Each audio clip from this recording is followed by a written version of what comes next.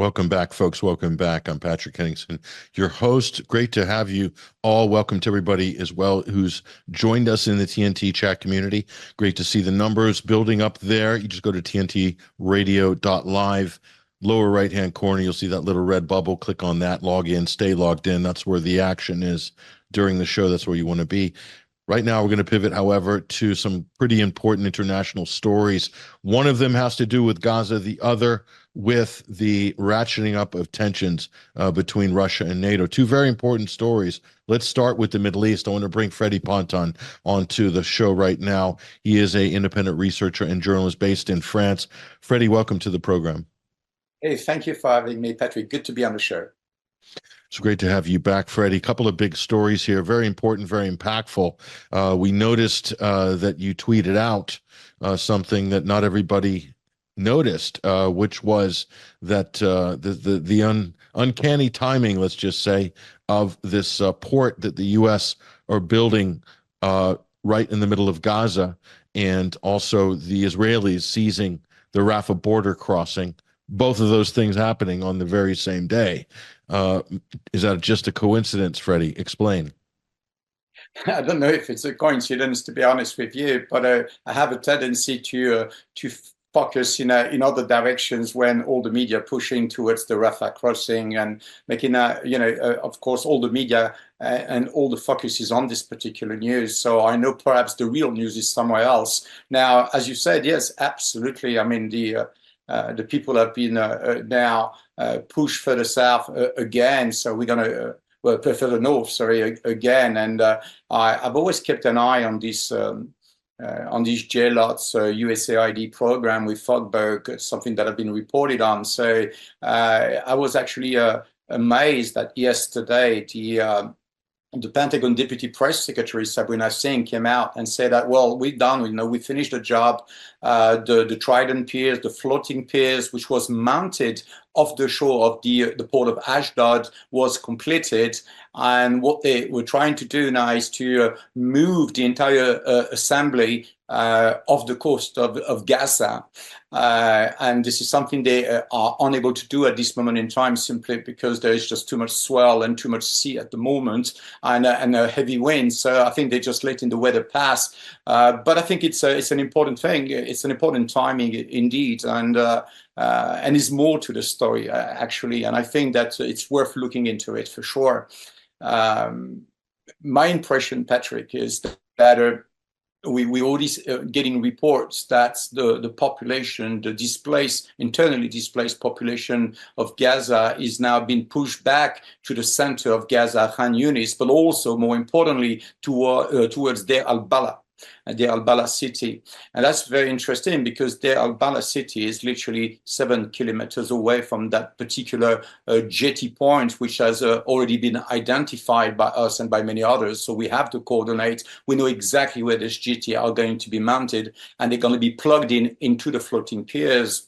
So it's interesting to see that because, of course, the proximity, a large amount of displaced populations are heading in the center, which was to be expected. And then on the other side, for those that have followed the Gaza crisis, we know they've built, and Netanyahu has orders a while ago, the Netzarim corridor, this line that goes from east to west of the Gaza Strip, and basically that cuts the Gaza Strip on the outskirts of Gaza City. So there's a very important aspect to that because there is a lot of military activities, demilitarizations, and also a lot of surveillance intelligence gathering very close again to this jetty point as well.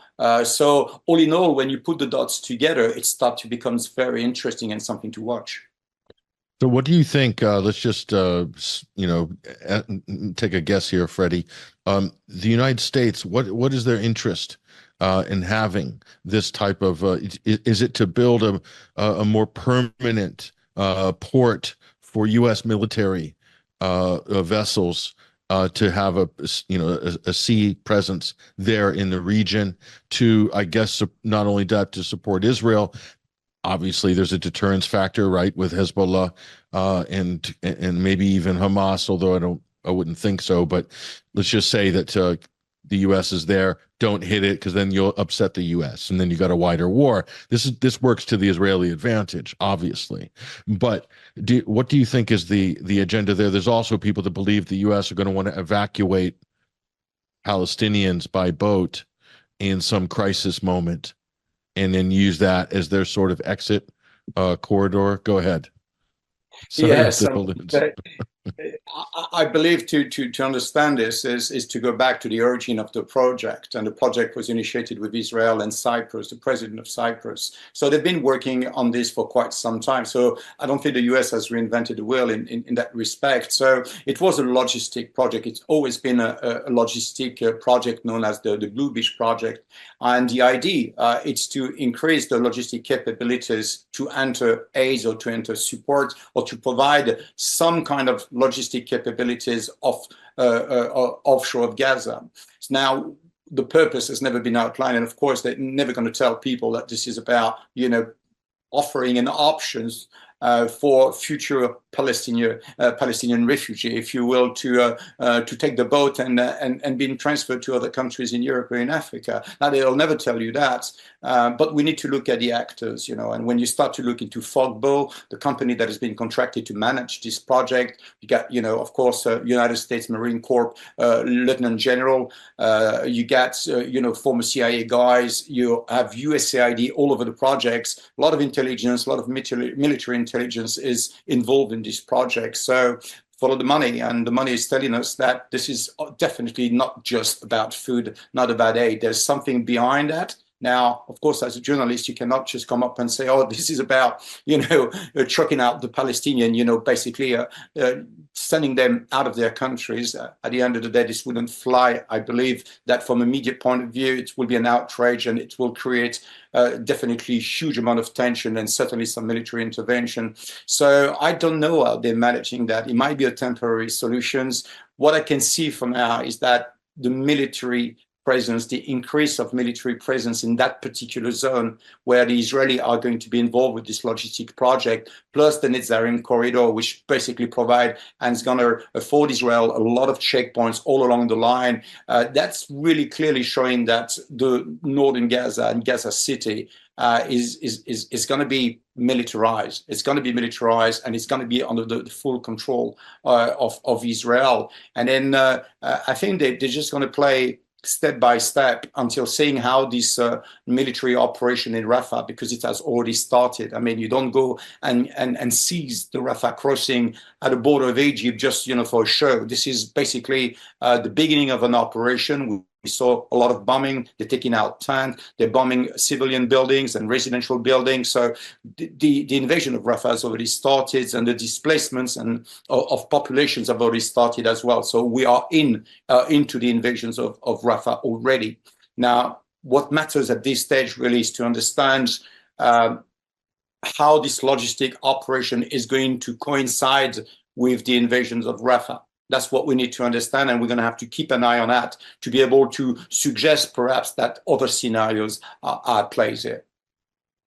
Now, just the obvious question, Freddie, and I know you also have some experience in, international aid, so in your past work and so forth. So just consider the amount of aid that's been backed up at the Rafah border crossing, what the normal levels of aid that went in there before October 7th. We're talking about 400 plus lorries per day of various aid coming into Palestinian territories there. That all comes to a screeching halt after October 7th, and it looks like it's within Israel's power to allow aid to resume, but it's chosen not to. It announced a siege. So the obvious question here is, why even consider bringing in the World Food Kitchen or aid via sea or airdrops of aid and so forth, when the easiest, most simple way is just to have it resume the way it was coming before, over. And then at the same time, we see the attack on UNRWA, the UN Works and Relief Agency. So there's a bigger plan here. And the bigger plan, so far, Freddie, it looks like A, make life unlivable in Gaza, and B, just increase the pressure with the military attacks. And C, well, fill in the blanks. What's left? Leave or die? What do you think? Yeah. Yes, of course, these dots needs to be connected, and they are connectable. So it's good to point them out, and we follow that through. And it's quite clear that the World Central Kitchen's aid, although we're not going to discredit the work they've done. I think anything that helps Gaza at the moment is welcome. But if you really look in terms of the volume of aid, because that's what you will be assessing if you want to be the efficiency of your program and your aid support mission. And the assessment is very clear. This is a drop in a bucket, if you will, a drop in the oceans, because we have the numbers and we know the amount of meals that was delivered in Gaza on a daily basis, and it's not even near to meet what was required. So it's a bit of a cosmetic going on here. The question really that is on the back of probably many people's mind is the true reason why these aid workers from the World Central Kitchen were actually killed, because it's a kill, it's a slaughter, it's a murder. There's no other way to call it. The incidents or the accidents, or there's nothing's basically support these kind of explanations. It's quite clear that these people were absolutely taken out. Now, the reason is, and we must wonder, and it's a fair question to ask ourselves, is what is the true reason why these people were taken out? I mean, they were not making a huge difference. They were not impeding in the starvation mission of the IDF, the starvation plan from Israel. So they were not impeding that. So why would they needed to go? And perhaps the answer to that is that they maybe knew too much. Maybe they knew something that, or they find out about something that the mission that they were involved with has actually a much evil plan, hidden behind it. So who knows? I mean, were they silenced? These are all fair questions without accusing anybody. But when you start to put the dots together, I mean, we can ask this question. It's a fair question. No, it is. I think it is a fair question. That's the first thing that I thought when I saw that targeting of those aid workers. I thought they really wanted them dead, and they didn't want anybody surviving. So who knew what amongst those who were victims in that attack by Israel? Ironically, that's the only thing that seemed to wake up the West, Freddie, was the death of those aid workers. For the most part, the West is unfazed, at least the political and media class, unfazed by the genocide we've seen unfolding over 7 months. But on that issue, the president got involved, Biden, everybody was kind of, shocked and having to make a statement and feel compelled to put some kind of pressure and ask for accountability from Israel. Is amazing how these things are in this very strange times we live in, that it would be that small event. Of course, Westerners killed, but not the 40,000 Palestinians, the natives. Of course, that wasn't enough to evoke the visceral response that we saw after World Food Kitchen. But I've got a clip here from Rafa, Freddie, the bombing that has been going on now for quite some time, but intensified in the last 48 hours. Let's go ahead and roll this. It's just shocking scenes. But we will roll that clip in a moment, Freddie. But can you imagine that you have everybody being told to go into South Gaza previously by the IDF? They flattened northern Gaza. They pushed them into these tighter and tighter pockets, and now they're attacking those pockets. So, I mean, it's tell me, what am I missing here? Is this just an absolute engineered slaughter?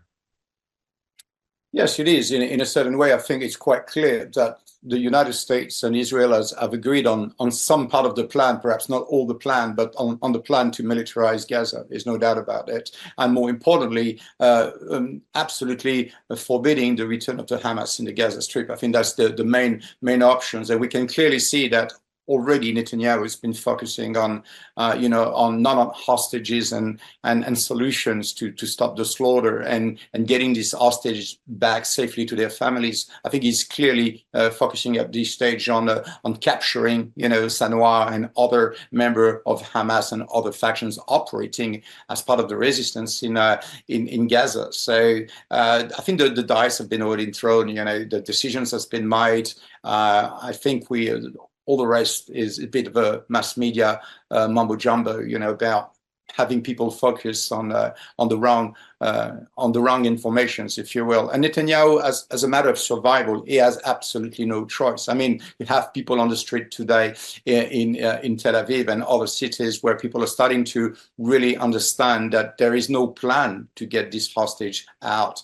And the proposal made by Hamas was refused. They can go back as long as they want to Cairo to try to find more way to liberate hostage. But I understand this pattern is really about getting all the hostages at once and then go back basically to business, the slaughtering business in the Gaza Strip. So there's no way out simply because there's no will. And unfortunately, the US, which could have basically in one phone call, as many have said, could have really put Israel in the corners and said, that's enough. That's enough, because there's a moral red line that should not be crossed and has been crossed, 6-7 months ago. And although we can understand there was some repercussion after the October the 7th, but we're 7 months, down the line, and with 40,000 civilians have been killed, so many children have been killed, and women and innocent people. This is just simply not acceptable. This is outrageous. It's disgusting.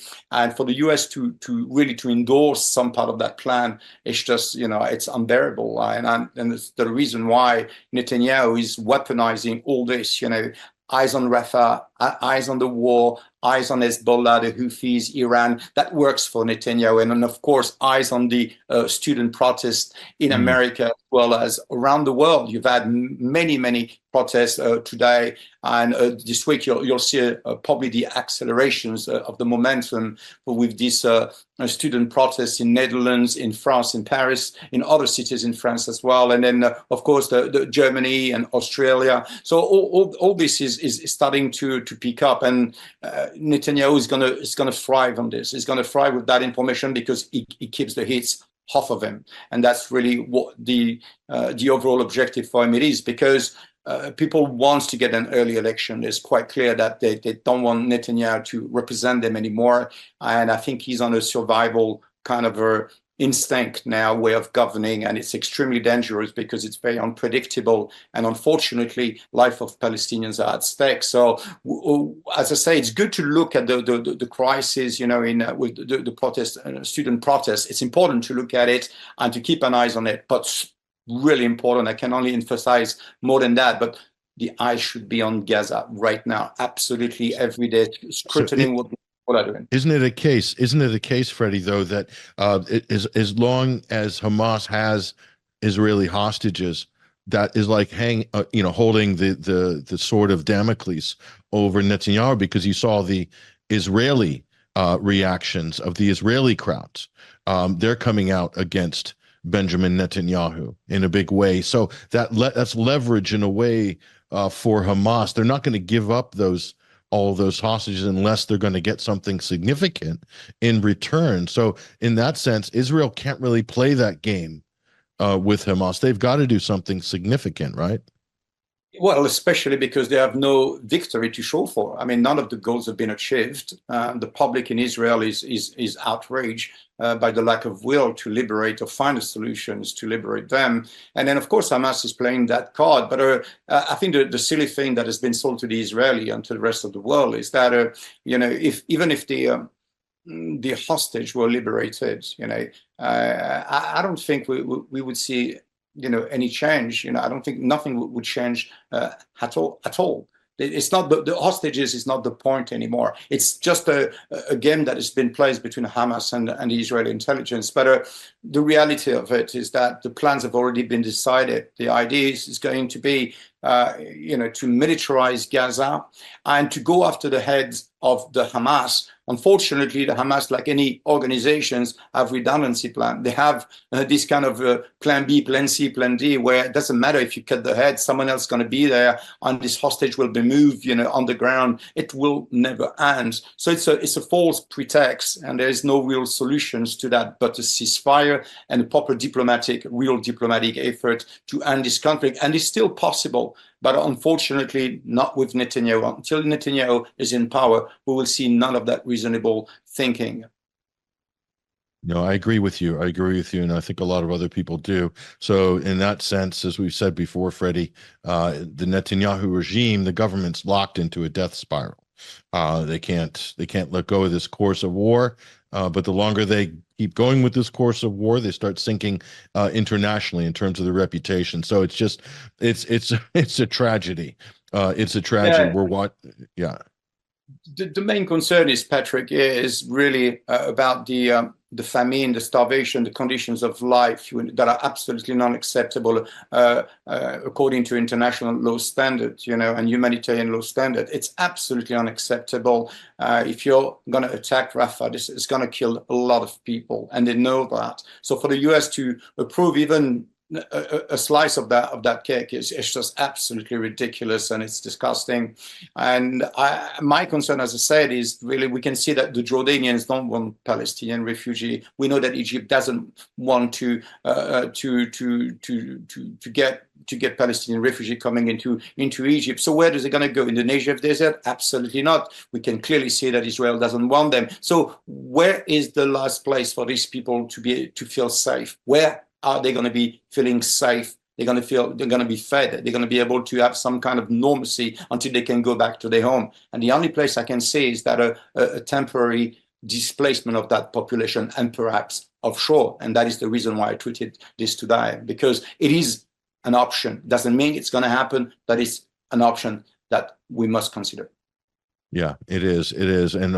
But unfortunately, that's a lot of people fear that the moment that any of these people are taken out of Gaza, that they will never be allowed to come back. Not with the current regime in Tel Aviv. And that's the big fear. Obviously, that's where all of the anxiety, the trepidation's coming from on the Palestinian side. And a lot of the critics of Israel are just basically accusing them of engineering this very plot, this very outcome. Very cynical, very Machiavellian as well, to basically corral the Palestinian people into this position, and then use all of the various, outrage and the international aid efforts, use that as part of their plan to get what Israel demands and wants, which is the land that they want, the security buffer zone they want, and ultimately, although they won't say it formally, Freddie, they want to get rid of the Palestinian people from there. There's no secret at this point. I think a lot of people are finally seeing through this, and I don't know. That's if there's any positive silver lining to this cloud, it's that a lot of people are now seeing the agenda for what it truly has been all along. It's only now that Israel has had opportunity to realize their sort of, quote, final solution, dare I say it, final solution. It seems to be coming into view now. The question is the international community going to mobilize to put an end to this?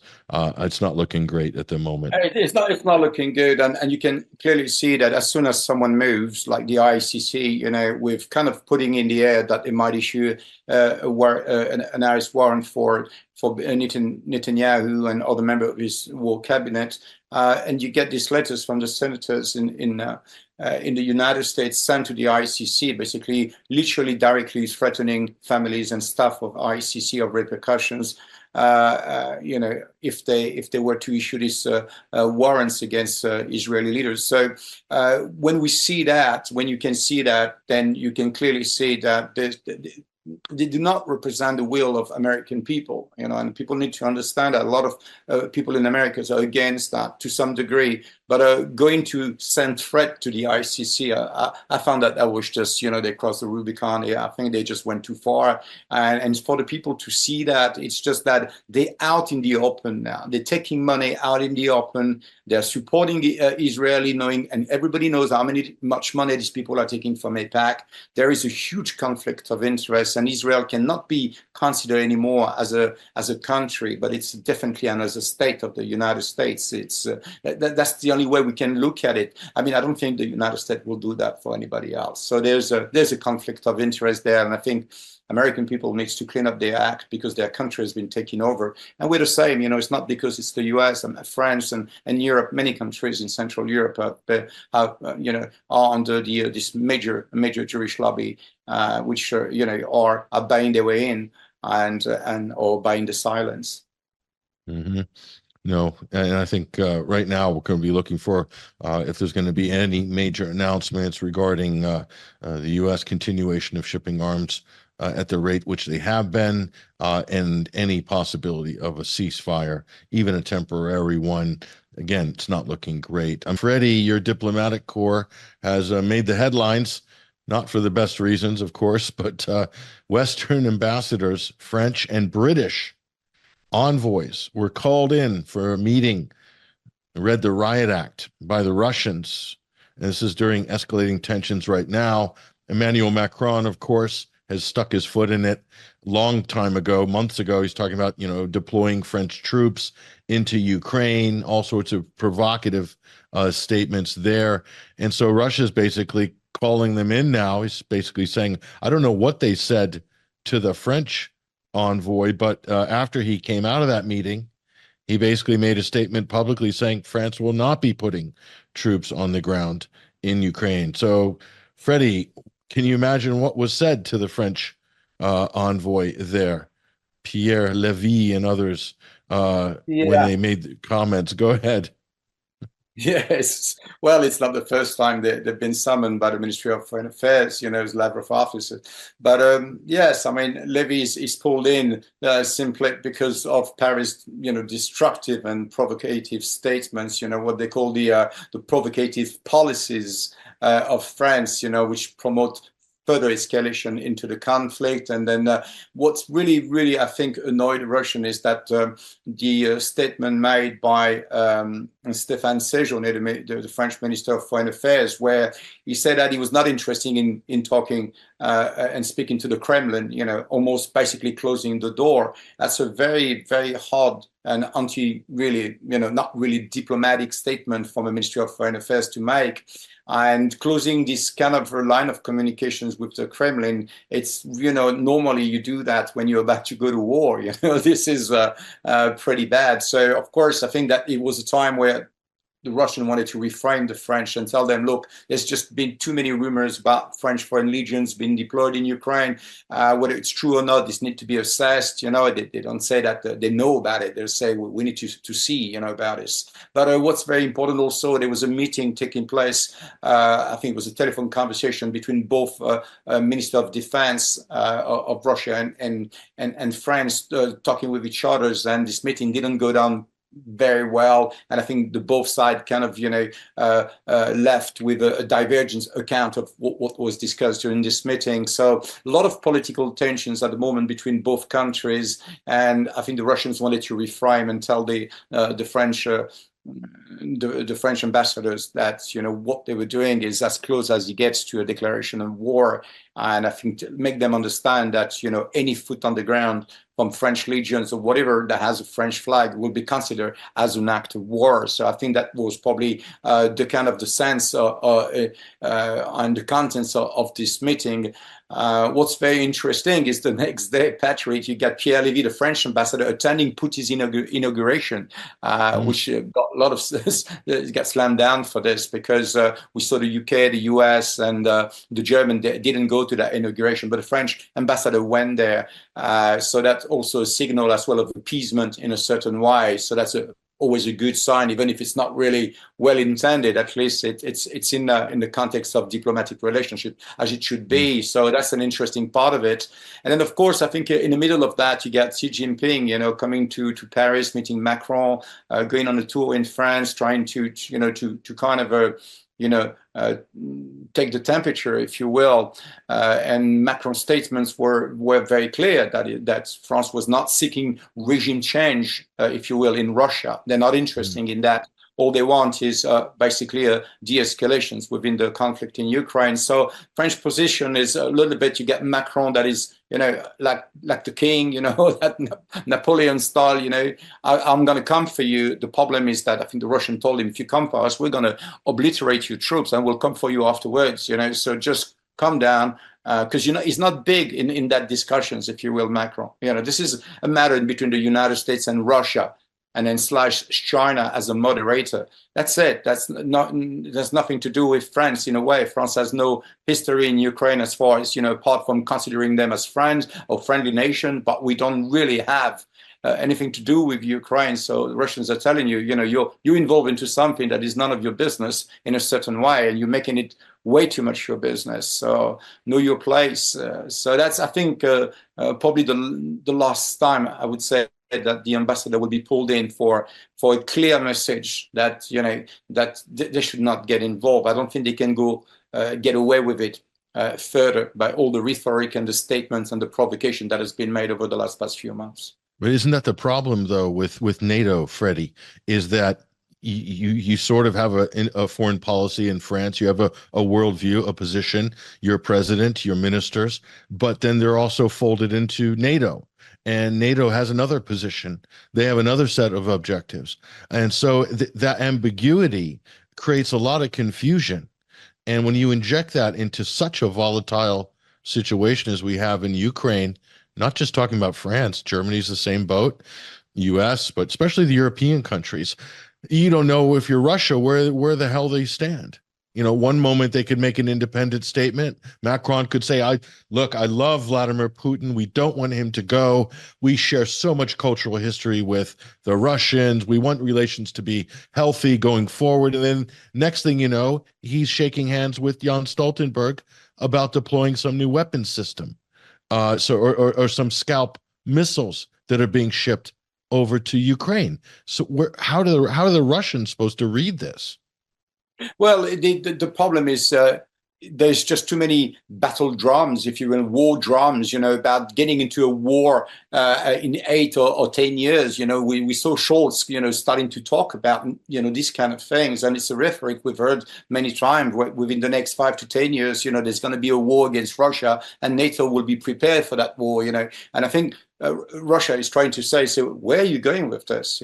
It's not like Russia is alone or isolated in any way or in any capacities. I mean, you can't forget China, and you can't forget Iran, and you can't forget the BRICS, which eventually is going to transform into more than just an economic alliance. There's going to be an aspect of defense that's going to have to be discussed, because you don't build something without defending it. Right. So if we're going to talk about investing trillions of dollars into economic corridors and building this trade over the next 10 years, and someone's going to come and say, I'm going to take that away from you, I believe that, at that time, there already going to be a defense intelligence, some kind of way to defense, and some agreement between these countries. And we all know the BRICS is main to grow. As soon as the situation is stabilized, you're going to have the meeting in Iran. And then very quickly after that, the stabilization process, they're going to look at other countries and see who fits best, the interests of the BRICS, So, and then on the back burner, you get the de-dollarizations that is certainly coming with new ideas, new concept, new structure as well, with banks and so on. So all that needs to be assessed properly and see how this is going to affect the more geopolitical scene, which affect ultimately the decision made by the United States and NATO. So, yes, this is not an easy one, but I think NATO at the moment needs to pull back and go to the negotiations table. If they don't want to end up in a war, they might probably even lose in the next 8 to 10 years. I don't understand where these people are going with this. The promise of more war. It's just killing diplomacy before diplomacy has the time to take place, and that's scandalous. Well, the person that's revving all this up behind the scenes, surprise, surprise, the British, Lord Cameron, the foreign secretary there in the House of Lords, he basically was crowing over the weekend that Zelensky has the right to use missiles provided by Britain and France, Storm Shadow / Scalp missiles, to hit targets deep inside Russia. Okay, so that's a clear policy shift. It's not a misstatement. You're talking about the British Foreign Secretary, unless he's really careless, and this was a blooper, he's saying something there that has huge ramifications. That's a declaration of war against a nuclear superpower. So now you have a legitimate diplomatic crisis happening here, and this is the type of thing you see before war breaks out, Freddie. But the question is, why? Is this a vanity project for Europe? To in their minds, they think they can make Ukraine wins somehow, they can conjure up a victory, or somehow make life so like chaotic for the Russians that the people will magically rise up and overthrow Vladimir Putin, who just won the election by, getting 80% of the vote. What's the calculus here from these European former imperial hegemons? Well, they're saying their colleagues getting rich in America, with all these weapons being sent to Ukraine, making billions, because all these bills, half, if not three-quarters of that money is never going to reach Ukraine. So it's really about taking care of the military-industrial complex in the United States. And you can be sure that Europe, at least the major defense contractors, going to want a piece of that pie. And that's exactly what they're doing. They're saying, look, it doesn't matter where you're going to, strike at Russia, strike there. We got basically political kind of a, waiver in that regard. So it's really about making money at this stage. I don't think from a military point of view, this will change the pictures, the overall pictures of the battlefield as it is currently. So it's really about getting rich while having other people doing the battle for you. So it's I think just copying what the Americans are doing and saying, well, if they can do it, we can do the same. And if it's going to go to Russia, who cares? It doesn't matter. Because at this stage anyway, they've gone so far, there's no way back. And that is the problem also that needs to be addressed, is how far. They cannot go much further than that, because the ammunitions, because the entire manufacturing infrastructures for the defense industry in Europe is not capable of to entertain a sustainable war effort in Ukraine against Russia. They cannot do that. So all they can do is maintain a status quo, and then until such a time they will be ready. So how are we going to have this conflict for another 8 years until these guys, have made enough money, and eventually until they get ready? My answer to that is yes. And the only thing that's going to change the outcome is by the Russia basically cleaning the whole place and then taking over. And that's perhaps sad. Perhaps people would disagree with that. But unfortunately, the end of the war can only come from Russia. I don't see it coming. And there's no interest, no incentive from the West to end that war. No, you're right. That's one way it will end, Freddie. That's one way. The other way is Ukraine is just going to run out of men. They're just going to run out of bodies to throw in the front lines. So either way, it's either going to be Ukraine that's going to decide, or Russia. I don't think it's going to be the brain trust at NATO, that's for sure. There's not a brain cell between them as far as we can see, Freddie. But Freddie Ponton, thank you for joining us on TNT this week. Much appreciated. There he goes, ladies and gentlemen. That is Freddie Ponton. Follow him on X, Twitter, at LFC News Media. Top of the hour news headlines coming up. And when we come back, we're going to connect a very special guest. Larry Johnson, former CIA operative, is going to join us. We're going to talk about the nuclear side of things, the risks, all of that and more. Stay with us. We'll be on the other side. See you soon.